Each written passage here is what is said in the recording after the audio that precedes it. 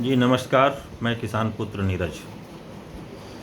भारत एक संप्रभु राष्ट्र है और हमारे संप्रभुता पर कोई भी चोट नहीं पहुंचा सकता।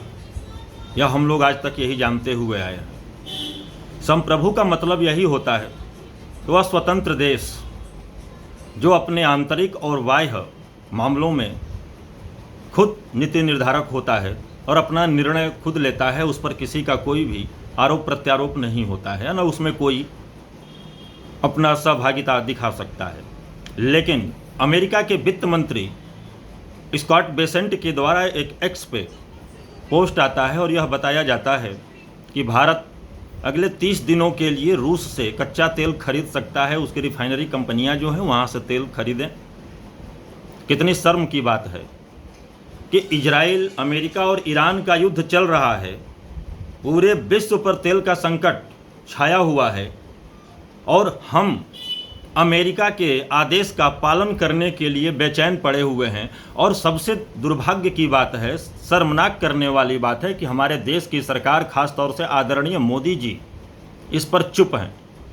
मोदी जी को तो सार्वजनिक स्तर पे मंच पे आना चाहिए और उनको बोलना चाहिए कि ट्रंप हमारे देश की संप्रभुता पर कोई भी चोट पहुंचाने में सक्षम नहीं है।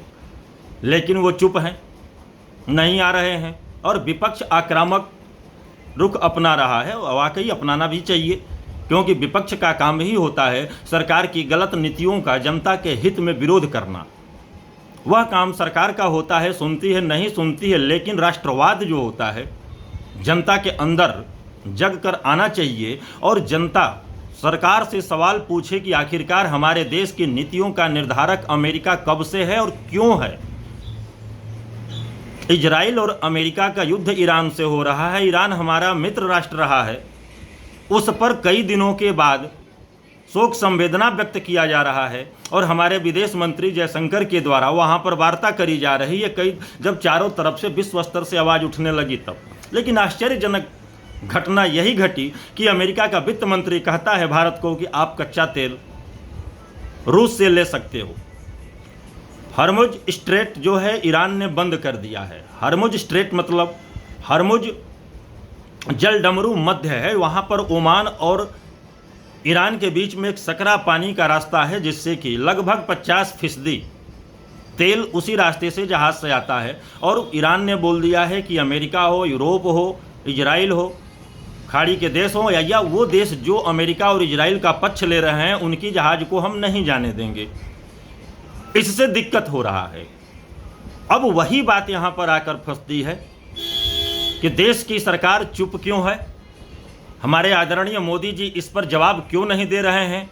कहीं आदरणीय मोदी जी वास्तव में वाकई एपस्टीन गैंग के सदस्य तो नहीं हैं। यह सोचने वाली बात है और इस पर देश की जनता को सवाल पूछना चाहिए।